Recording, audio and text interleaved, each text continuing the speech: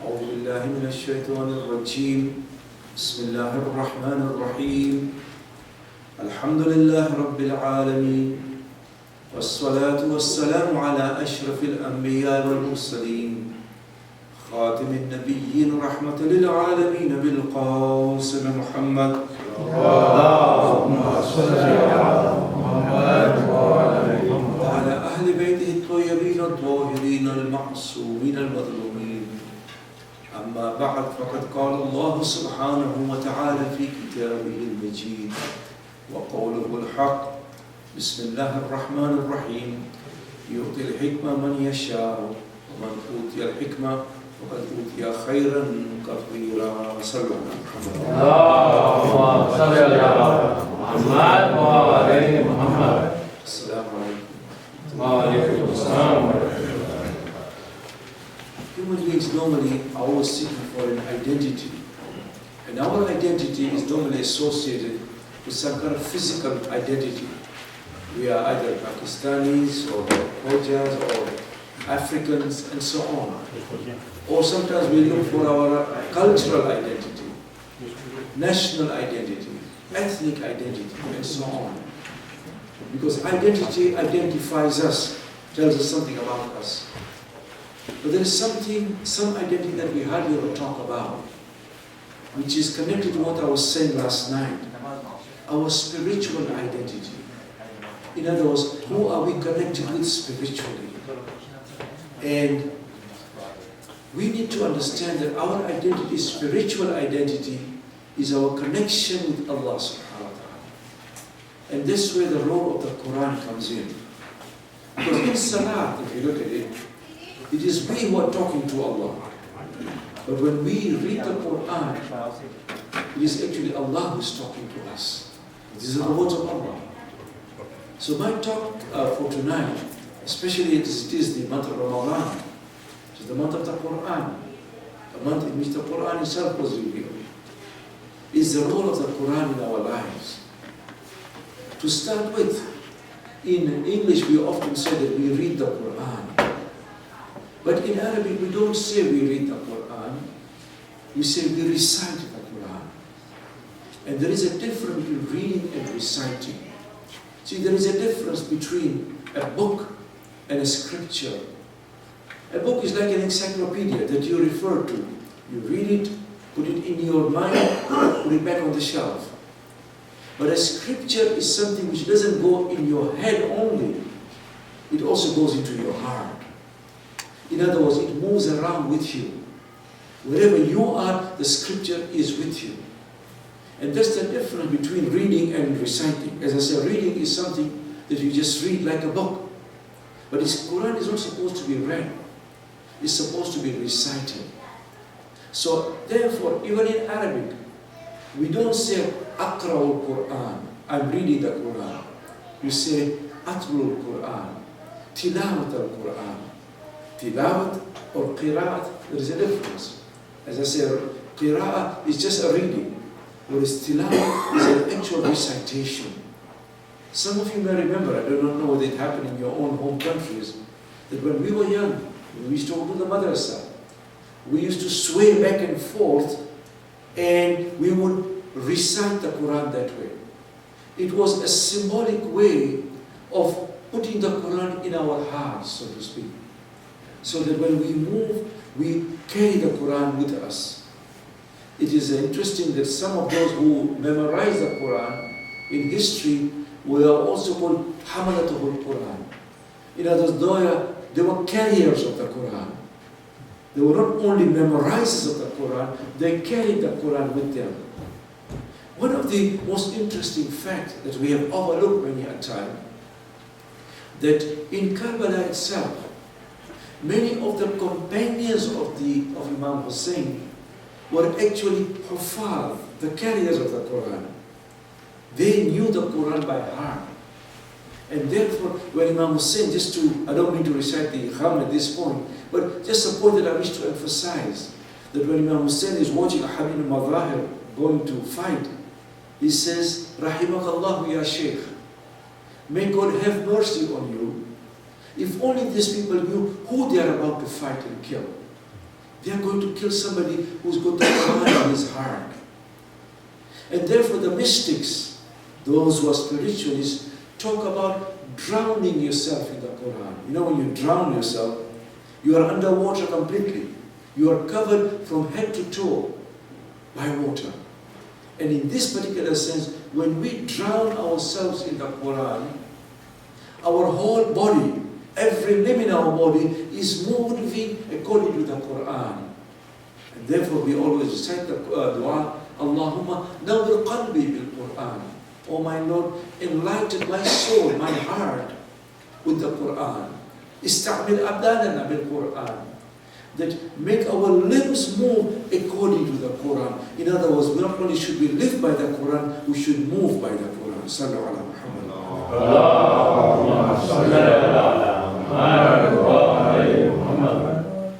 For a long time, after we migrated to the West, we were talking of understanding the Quran, which is quite natural, because we want to understand what we are reciting.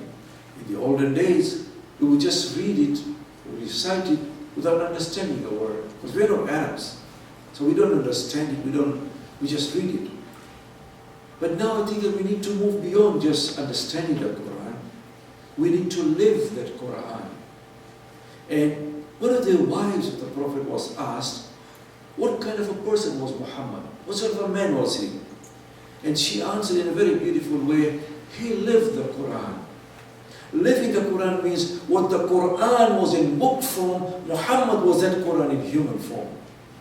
If ever the Quran was to take a human form, it would be the Prophet himself. He embodied the Quran. How do we live that Quran? One way is to understand that when we recite the Quran, when we try and understand the Quran, we look at the Quran not only as a window, but as a mirror. You know, there is a difference between a window and a mirror. Both of them are glasses. But when you look at the window, you see outside. When you look at a mirror, you see yourself. We often read the Quran or recite the Quran, we hear about Nimrod, about Fir'aun, and we tend to think of them as past historical figures. But we need to go beyond that, because the Quran is actually talking to us about these figures. We need to see, God forbid, do I have any qualities of Nimrod, of Fir'aun? We may not call ourselves God. Are we arrogant? Are we munafiq? God forbid. In other words, we should see ourselves with the qualities. Because the Quran doesn't only talk about taqwa, it doesn't only talk about nifaq, hypocrisy. It gives us a description about the people who have taqwa, about the people of those who are munafiq. And we should look at the qualities that the Quran is talking about. The Quran is actually an encounter with God, an encounter with Allah subhanahu wa ta'ala. It is what we call God's self-disclosure. Self-disclosure means God is disclosing Himself to us. Who is He? For example, when we recite Alhamdulillahi Rabbil Alameen, the praise be to God, who is the Rabb of the whole universe. In other words, He is not restricting Himself to a particular community, to a particular group. Rather, He is talking to the whole of humanity here. And that Rabbul Alameen sends the Rahmatul lil Alameen. He sends somebody who is a Rahmah to the whole of the universe. Are we as human beings a Rahmah to others, or only to our group, only our own religious community? On the contrary, just as the Rabbul Alameen says the Rahmatul lil Alameen, we ourselves are supposed to embody that Rahmah to the whole of humanity. Sallu ala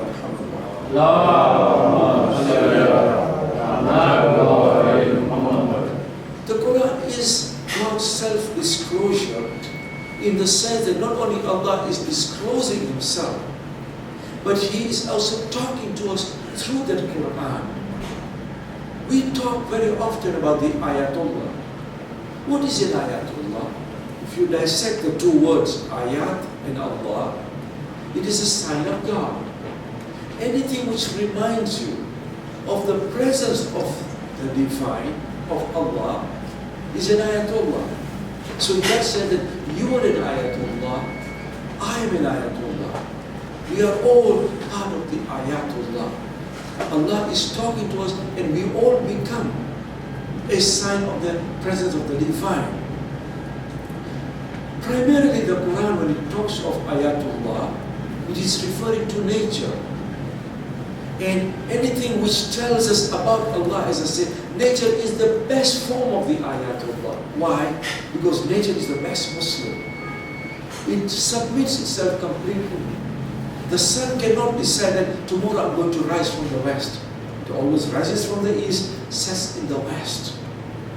And therefore, it is the best Muslim. It is inviting us as human beings to be the best Muslims also. In other words, to completely submit ourselves to the divine will. In that sense that the Quran is an ayatullah also. And the people, the Qurayshis, see how the Quran is talking to us.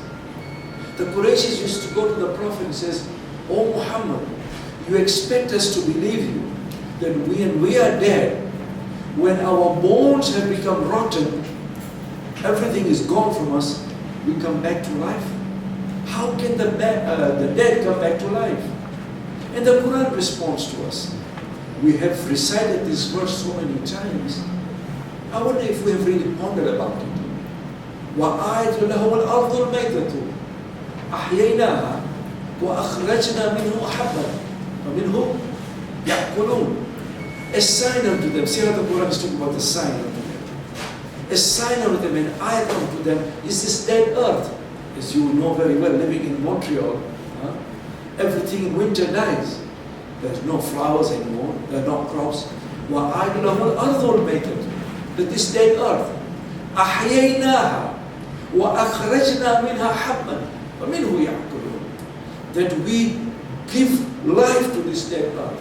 And from it, the crops come forth, the seeds come forth, and from it you eat. In winter, it dies. In spring, what happens? That which was dead comes to life right in front of us. That which was dead in winter comes to life in front of us. As if the Quran is saying, right in front of you. That which was dead, we give it life. If we can do it in front of you, why can't we do it to you too?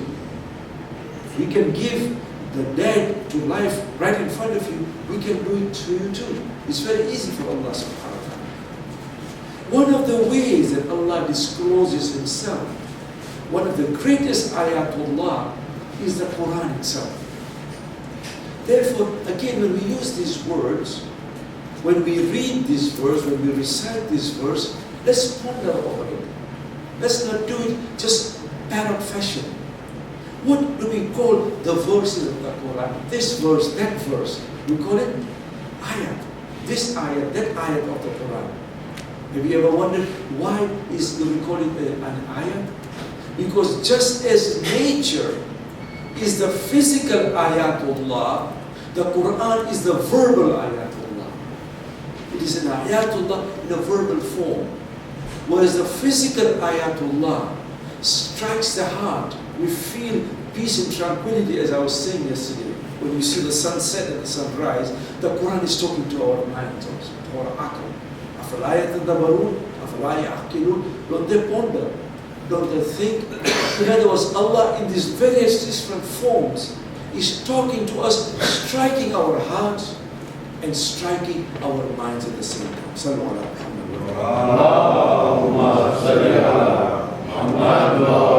Muhammad. One thing you will notice also, that these ayatullah in their various forms are not static. They are always moving. Nature is always growing. Animals are moving. This is a part of ayatullah. We are also continuously moving. Just as the ayatullah, the physical ayatullah is moving, our reasoning, our aql, which is also a part of Allah's creation, should always be moving too. It should never be static. Because the moment that we stop thinking, the moment that we stop reasoning, then we are moving only physically, but we are dead intellectually. A qawm, a community, which doesn't think that is a murda qawm, as we call it. A community which is dead completely.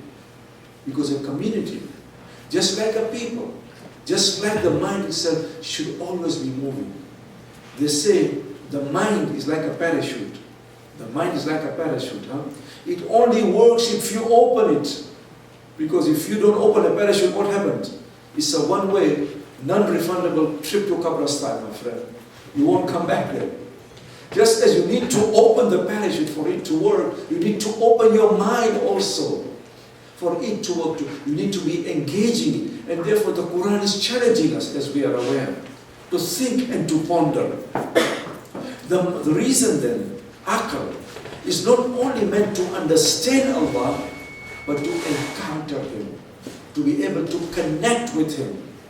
That's why Allama Iqbal was so correct when he said, the Quran which reaches your heart transforms your heart.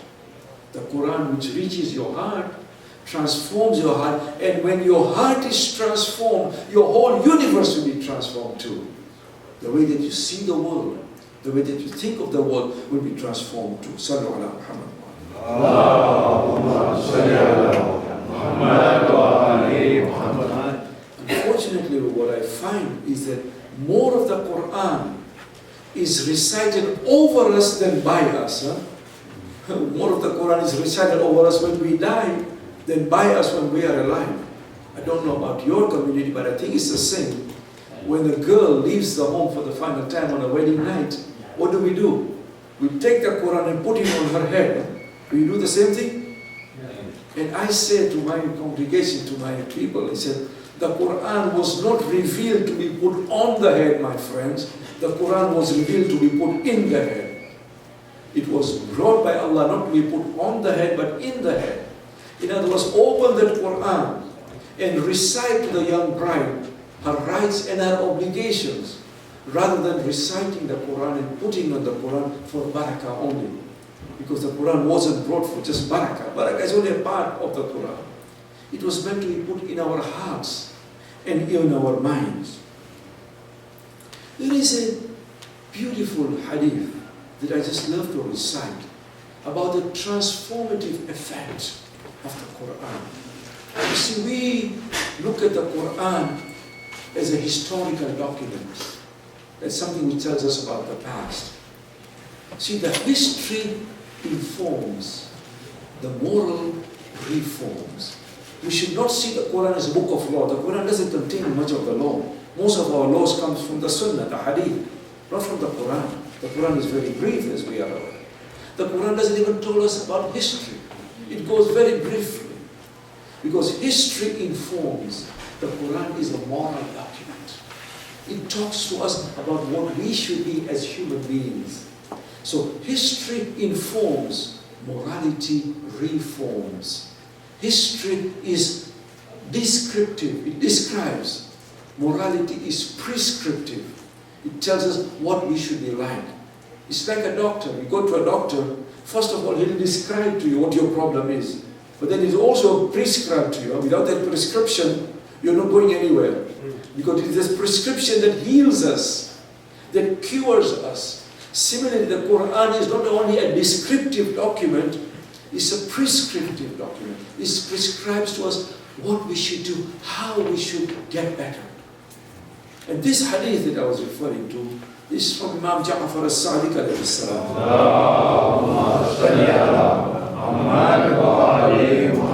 It's about the story of a person by the name of Zakaria bin Ibrahim.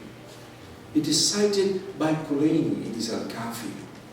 Zakaria bin Ibrahim is living in Kufa. He's a Christian. His mother is blind. She cannot see. But as a Christian, he was reading the Quran, reciting the Quran. And because of the Quran, he becomes a Muslim. He converts, becomes a Muslim. And he goes for Hajj. The Imam as-Sadiq is living in Medina, but the Imam is also in Makkah for Hajj that particular year. Imam as-Sadiq hears that Ibrahim, Zakaria bin Ibrahim, has converted to Islam. So he invites him, "Yes, Zakaria, I understand you became a Muslim. What brought you to Islam? What made you to a Muslim? And Zakaria says, Yabna Rasulullah, as a Christian, I was reciting the Quran. And I came across this verse. وَمَا كُنْتَ تَدْرِي مَا الْكِتَابُ وَلَا الْإِيمَانُ وَلَكِنْ جَعَلْنَاهُ نُورًا نَهْدِي بِهِ مَنْ نَشَاءُ مِنْ عِبَادِنَا. You did not know what was the book, nor did you know what was faith. But we made the book into a light which we caused to enter into the hearts of those whom we please. We made this book, we made the book a light that we put into the hearts of those whom we please. Zakaria says, when I recited this verse, I felt that Allah was talking to me. And paraphrasing the hadith, I felt that the light of Allah was entering into me, and because of this verse only, I became a Muslim. Imam as-Sadiq says, truly Allah has guided you. Allah has guided you. Zakaria says, Yabna Rasulullah, I have become a Muslim. I have so many questions. So the Imam says, still ask. So Zakaria asks so many questions of the Imam. Then he says, one final question.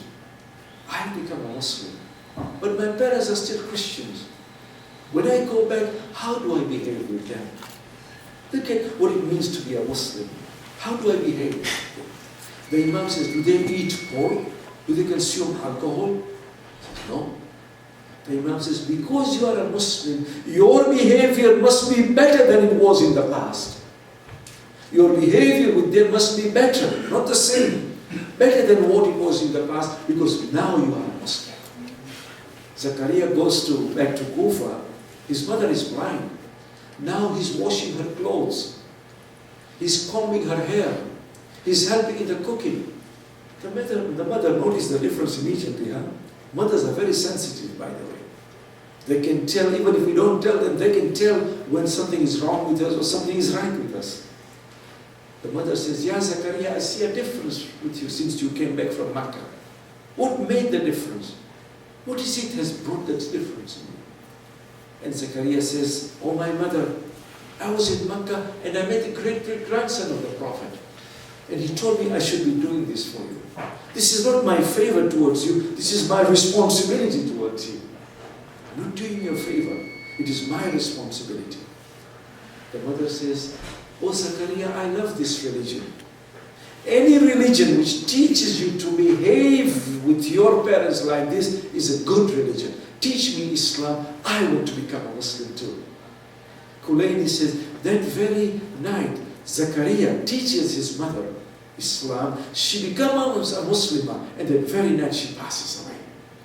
Zakaria performs the talqeen over his mother, but that goes to show the power of the Quran in not only informing but transforming and reforming a human being. Sallallahu alaihi wasallam.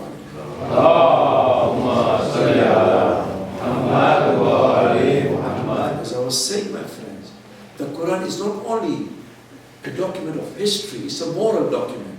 It not only tells us history, it actually tells us stories, not histories. It's not history, it's stories. History is when you tell a person, well, he was born here, he grew up here, he did this, and then he died. The Quran doesn't give us all those details. It tells us the stories of Yunus, it doesn't tell us the history of Yunus. That's why it's a very brief document. It's a brief document of how Yunus was eaten by the whale. And he cried out to his Lord. فَاسْتَجَبْنَا لَهُ وَنَجَّيْنَاهُ مِنَ الْغَمِّ وَكَذَلِكَ نُنْجِي الْمُؤْمِنِينَ. And therefore, we rescued him. And this is how we treat with those who believe. In other words, the Quran is talking to us about here, not the history of Yunus, but the story, that story which is most relevant about him. There is also another element about the Quran that we need to understand, which is that the Quran not only preaches, as I was saying last night, not only teaches, not only preaches, but it reaches. And it reaches to the soul, to the deepest part of the human being. As I was saying, وَاتَّقُوا اللَّهَ وَيُعَلِّمُكُمُ اللَّهُ. That have the taqwa of Allah, and Allah will teach you. How does the Quran reach us? There is another very beautiful verse. One of the things I found, by the way, if I can personalize it, that when I recite or read the Quran, well, I go from cover to cover. And when I finish reciting, I go over it again. And every time, invariably, when I read the Quran, I find that I've recited this verse, but it brings out fresh meanings. It gives out meanings to me that I had not thought of before, because the Quran has that capability. And this particular verse, I recited it many a time, but when I recited it recently, I said, oh my God, I never thought of it in that form. It's that verse which I recited at the beginning. يُؤْتِي الْحِكْمَةَ مَنْ يَشَاءُ. That Allah gives that hikmah, whoever He wishes. وَمَنْ أُوتِيَ الْحِكْمَةَ فَقَدْ أُوتِيَ خَيْرًا كَثِيرًا. Whoever is given that hikmah is given a lot of virtue. See, there is a difference between ilm and hikmah, between knowledge and wisdom. Knowledge comes to your mind, whereas hikmah comes to your heart. Knowledge, as I said, informs you. Hikmah reforms you. And what Allah is telling us is that it just doesn't want us to be knowledgeable. It wants us to be enlightened. Because that which reaches your mind stays in your mind.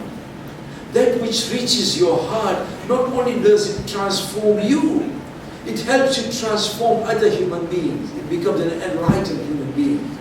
Knowledge is like an encyclopedia, just a storage, a retention of powers of memory.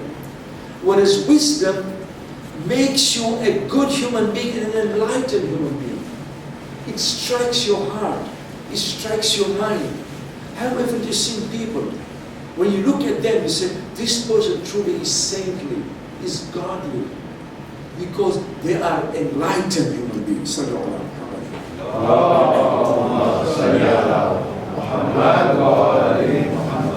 there are stages of enlightenment, of it means what it means to be a good human being, of doing good. First of all, you have to know what is good. You can't do good if you don't know what it is.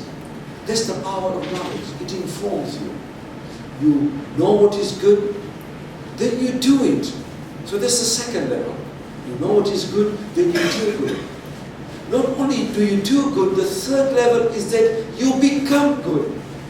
In other words, when you do something continuously, you become virtuous. Not only do you know what is virtue, not only do you do virtue, you become virtuous. In other words, you become virtuous automatically. It becomes part of you. So much so, and the fourth level of virtue of doing good is that you generate goodness around you. When people look at you, they are inspired towards goodness. This is what we mean by what the Quran says, وَتَوَاصَوْا بِالْحَقِّ وَتَوَاصَوْا بِالصَّبْرِ. They pull others towards goodness. They pull others towards uprightness and towards fortitude and patience. Sallu ala Muhammad.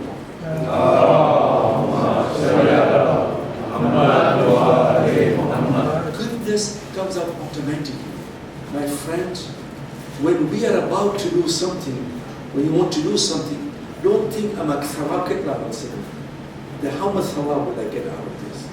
Don't do something because of thawab. Do something because it is good of you. He is part of you to do good. The thawab will come from Him. He guarantees you that. But when you do something for the sake of thawab, it means that you're only doing it for thawab. If there was no thawab, you would not do it.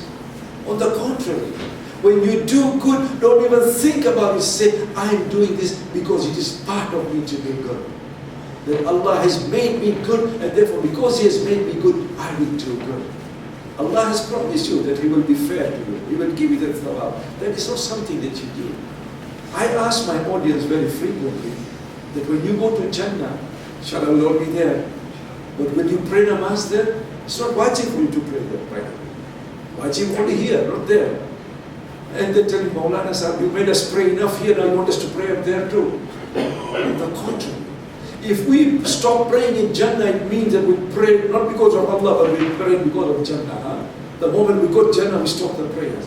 On the contrary, if you truly love Allah, whether you are here or whether you are there, you continuously pray to Him. It doesn't have to be the physical form of prayer. But any kind of love, any kind of salat, any kind of dua, that is part of salawat also. What we call of salawat, that is a plural of the word salah. Any kind of remembrance of Allah is part of that salat. By the way, the original word salat meant dua.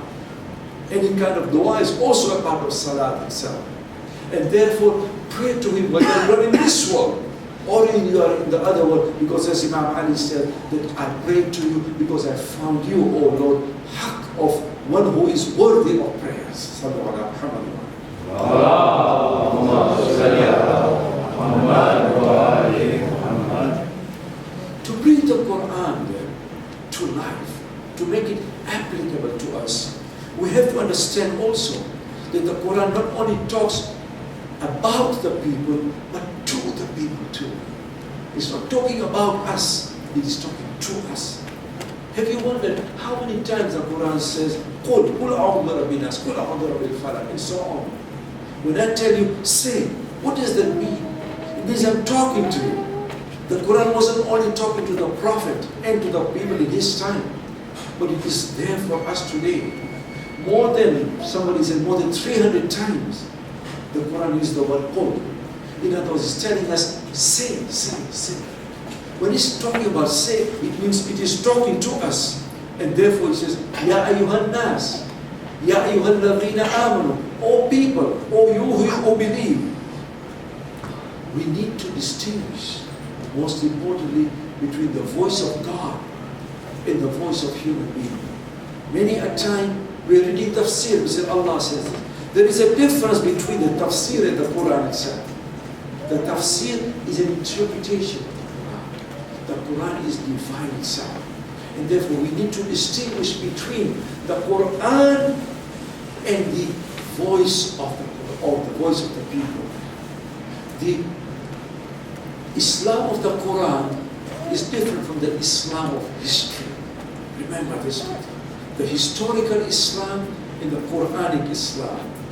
Because there is a difference between the two. The Quranic Islam teaches us the respect of women. The historical Islam, as interpreted by people, put the women down.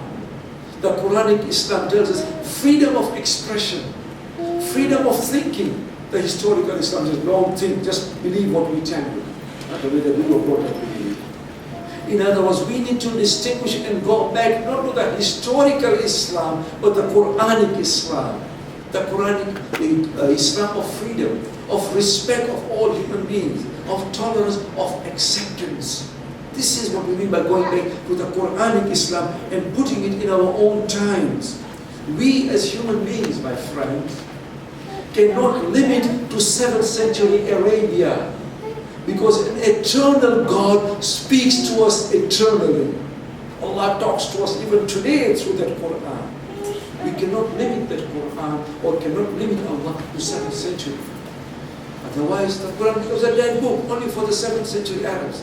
Rather, it is talking to us and wanting to us to become what it wants us to become, good human beings. We need to go beyond the language of the Quran with the spirit of the Quran. Let me remind you that when we look at the Quran, we should not think of it as a 7th century document. The typical example that I give is that of slavery. The Quran talks of slavery. It okays slavery. Does that mean that we should okay and allow it today?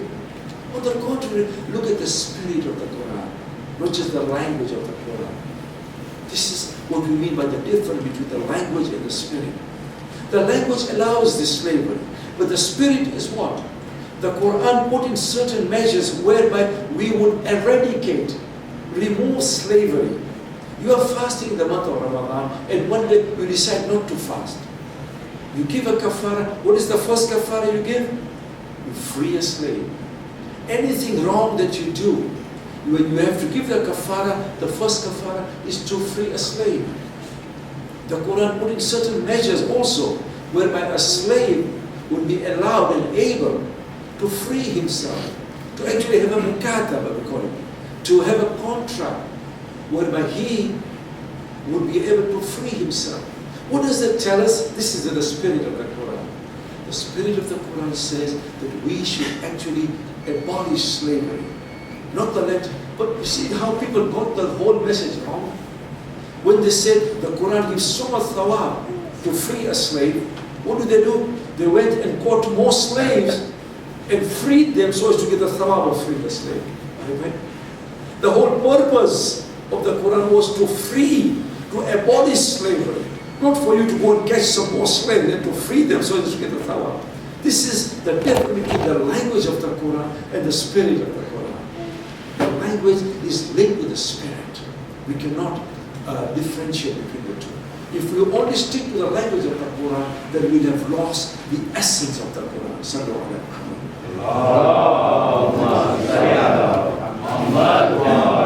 wasallam. The more we open our minds to the Quran, remember this, my sisters and brothers, the more we open our mind to the Quran, the more the Quran will open itself to us. As Imam Zain al-Abidin alayhi salam says, the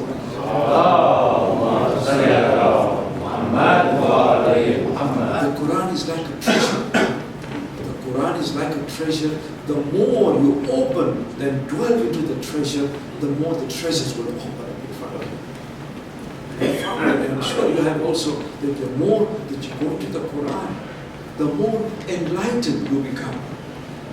And I want to enter to finish this section because my time is running short on the Quranic concept of faith. Because faith is very important. And yet I don't think that we fully understand what we mean by faith. To start with, the Quran tells us, La ikraha fi-d-din, as we are aware. There is no compulsion in religion. You cannot compel somebody to believe. Sallallahu alaihi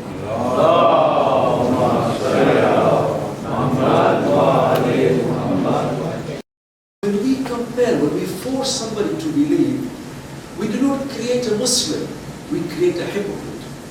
Because faith, my friends, must come from the heart, not from the tongue. As the Quran says, وَلَوْ شَاءَ رَبُّكَ لَآمَنَ مَنْ فِي الْأَرْضِ جَمِيعًا. That if your Lord had wished, everybody would have believed. But if Allah does not want to impose belief on anybody, who are we to do that? If Allah does not want to impose belief on anybody, who are we to do that? Allah doesn't force belief, we cannot do that. And therefore we cannot force anybody to believe. Not only that, the common image, if you recall in the West especially, of a Muslim is one who was seated on a horse with the Quran in one hand and a sword in the other. This is what they used to believe. Huh? Either this or that. Either the Quran or the sword. If we were to accept this image, then we also have to accept that all Muslims were left-handed. Because Muslims always hold the Quran in the right hand and they were fighting with the left hand. I can barely move my left hand, I won't fight with it. It's a wrong image totally. And I want this message to go out, not only to us, but also to non-Muslims. This is something that we have missed. For over 150 years, after Islam went into Syria, the majority of the people continued to remain Byzantine Christians. They were not Muslims. Majority of them.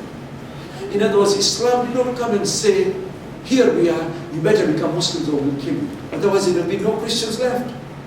There are Christians left now in so many parts of Arabia too. For over 200 years,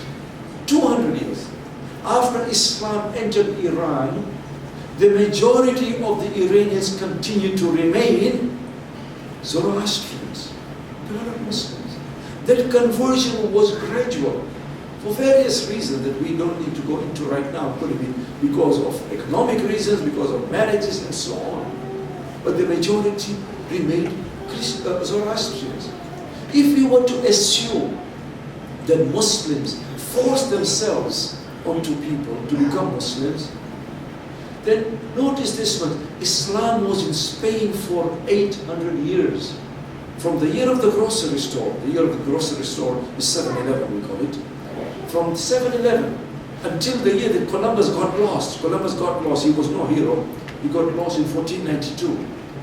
Almost 800 years, Muslims were not only in Spain, they were the rulers in Spain. If Islam imposed itself on non-Muslims, there will be no Christians to throw Muslims out of Spain in the first place. There will be no Jews left. In fact, when the Christians reconquered Spain, the Conquista as it's called, in 1492 through Ferdinand and Isabella, read the history you'll find, not only were Muslims thrown out of Spain, so were the Jews. Muslims and Jews were given three choices. Either you convert to Christianity, or you get out, or we'll kill you. There was not much of a choice. There was only one choice: get out. And where did the Jews go? You know where the Jews went? They went to Spain, they went to Morocco, Algeria, Tunisia. They are called Sephardic Jews. Because the Jews knew that the Muslims would give us the protection that the Christians could not. This is the true Islam, my friends. In fact, when you look at the Jewish community, it's an interesting point of how Islam, you talk about faith and imposition of faith. There are two types of Jews: Sephardic Jews and Ashkenazim Jews. Sephardic Jews are the Mediterranean Jews. Jews who live in Spain, in Tunisia, in Algeria, in Morocco, in the Holy Lands, in Turkey. Whereas Ashkenazi Jews are those who are living in Europe, in Russia, in Czechoslovakia, in Germany, in France, and so on. When you look at their experience, big difference between the two. Those living in the Mediterranean, the Sephardic Jews, they were allowed to maintain and retain their culture, their religion, their music, their law, etc. This is the Islam. They were living under Muslim rule. The Ashkenazim Jews, those who were living in Europe, they had pogroms. You heard of pogroms? State-sponsored discrimination and suffering. They have suffered through the Holocaust. They were suffered through exile. But those Jews living under Muslim rule, they were spared for them because of Islam. Islam says you will not impose your faith on them. On the contrary, not only will you tolerate them, you will also embrace them. This is the Islam that we are talking about. Sallallahu alaihi wasallam.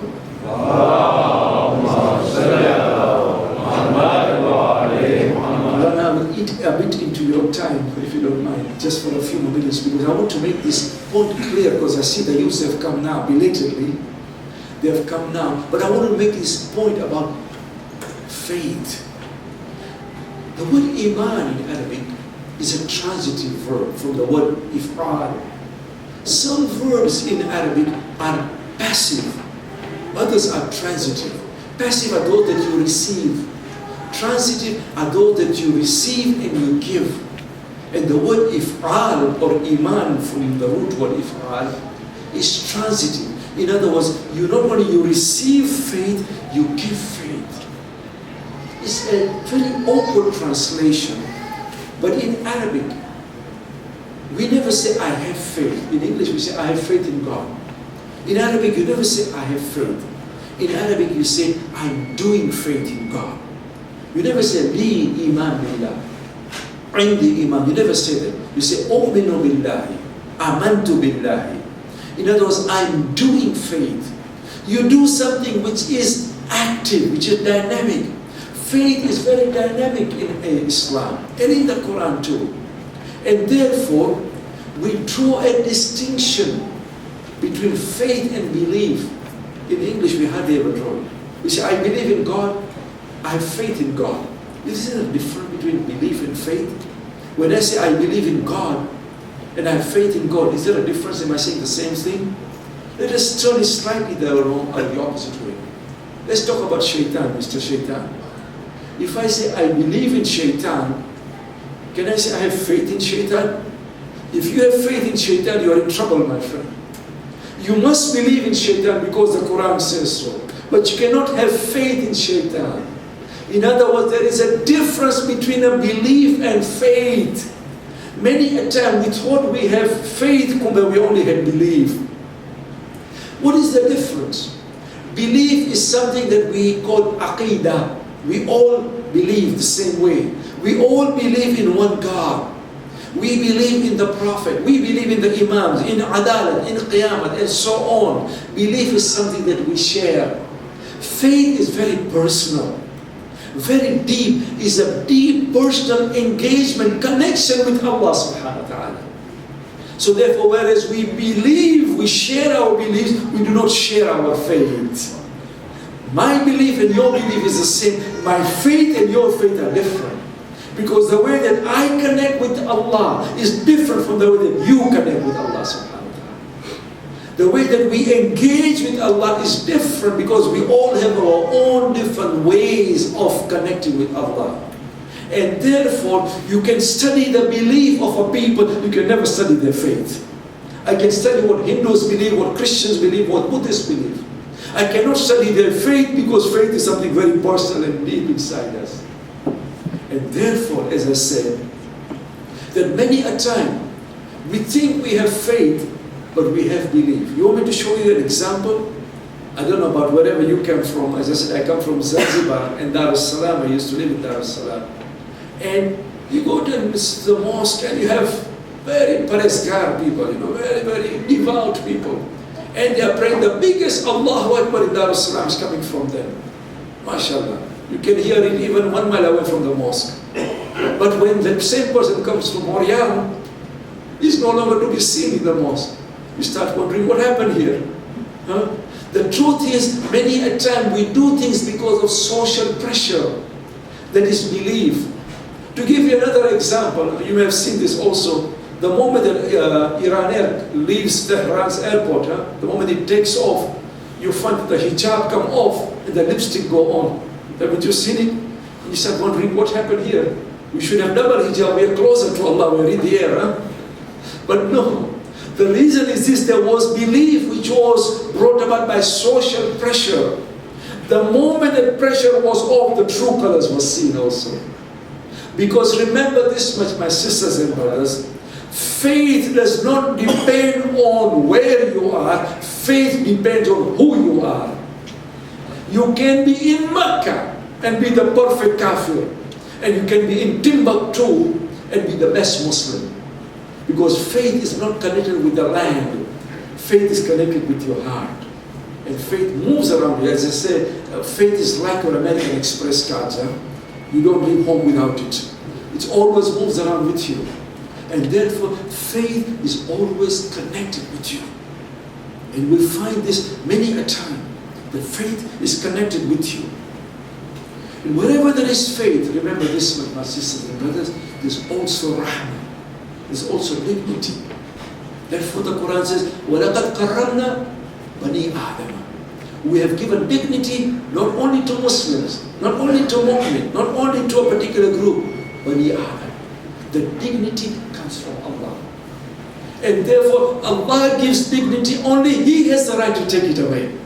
We don't have a right to take anybody's izzah or dignity, karama away from him. Many a time we become judgmental. Kafir shit. Shit. Why should I respect them? Etc. On the contrary, because you are a Muslim, as I was saying yesterday, we have greater responsibility towards them. Sallu ala Muhammad wa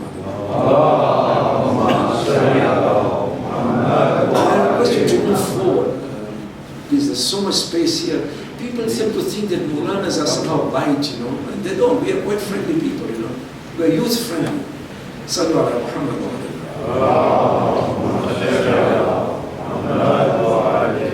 We tend to think of humanity is when you give something in charity, is a good human being. My friends, that is the product of humanity. Giving in charity is a product of humanity. The first step of humanity is what, The first step of humanity is to recognize and respect the dignity of every human being. The dignity of every human being. This is what was taught to us by Imam Ali ibn Abi Talib alayhi salam. The Imam is walking in the streets of Kufa and he finds an old man walking on the opposite side. This man is poor. He looks hungry. His clothes are torn. The Imam asks his Sahaba, Ma hada? They said, he's a Christian just visiting Kufa. The Imam says, I did not ask you man hada. I asked you ma hada. I did not ask you who is he, I asked you what is this. I didn't ask who is this, I asked you what is this. Whether he's a Jew, a Christian, whatever, it doesn't matter. He's a human being. Feed him, clothe him. Because as long as Ali ibn Abi Talib is the Khalifa, no human being will walk around like that. Take the money from Baytul Mal, the treasury, but feed him and clothe him. Because he's a human being, you must respect his humanity. And therefore, and again, I draw this again and again because I firmly believe in it. The power of faith is not to make us superior, to make us better human being. Many a time, we play God, we become holy, try and judge other human beings. Again, look at the Quran, you'll find that the Quran is not only tolerant, it's embracing all humanity. This is in Surah Al-Ra'd, Surah number 13 in the Quran, verse 40, where the Quran says, addressing the Prophet, the Quran is addressing the Prophet here, and it says, فَإِنَّمَا عَلَيْكَ الْبَلَاغَ وَعَلَيْنَا الْحِسَابِ. O Prophet, upon you is to deliver the message. You deliver the message, we will do the accounting. Only we, even the Prophet cannot do the accounting. Even he cannot judge. The Quran says, وَعَلَيْنَا الْحِسَابِ. The hisab is upon us. We have got this verse slightly wrong way around. We said to Allah, you deliver your message, we will do the accounting for you. We will judge who's going to go to heaven and hell. What is the Quran is telling us? The opposite. Faith demands from us that we not only become tolerant, but we engage with fellow human beings. Again,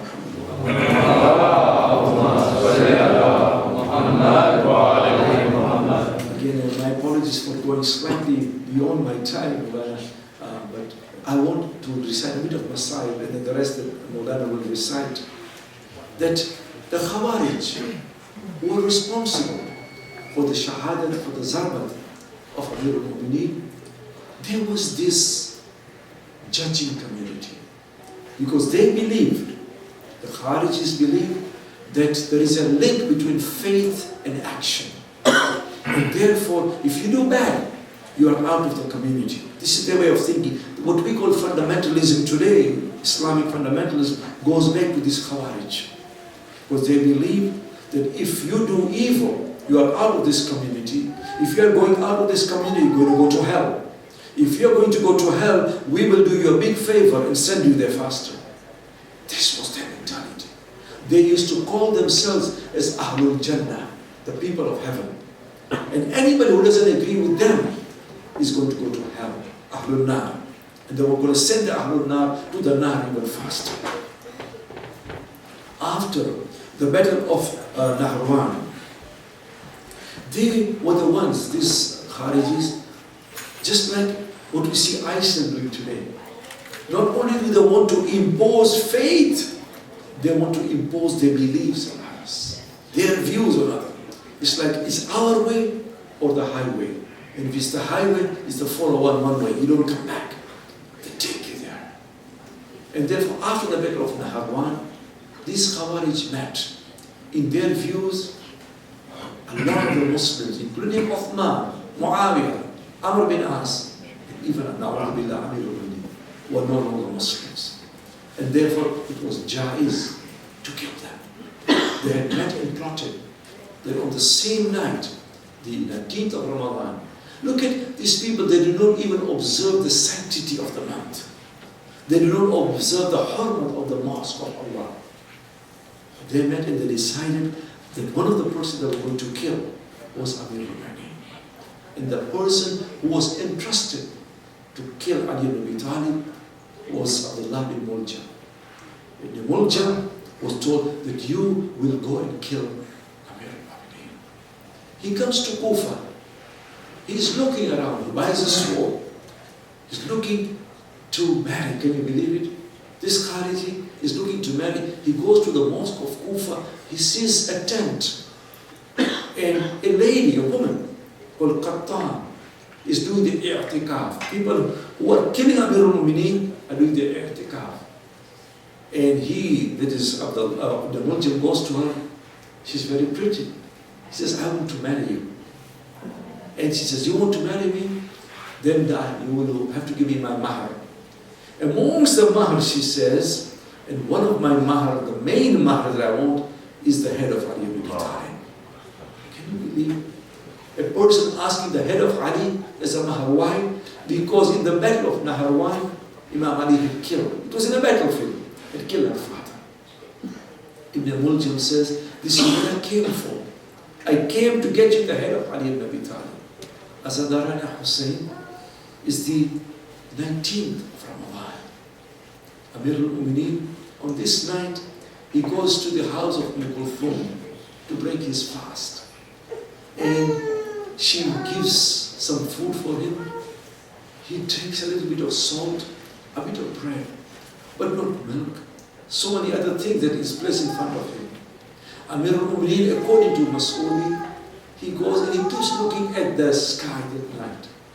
And he says, Inna hadhi layla ma'ud fiha. This is the night which I have been promised. He knew very well that this was the night of Darbat. Darbat night, he spends the night in his du'as, in his a'man.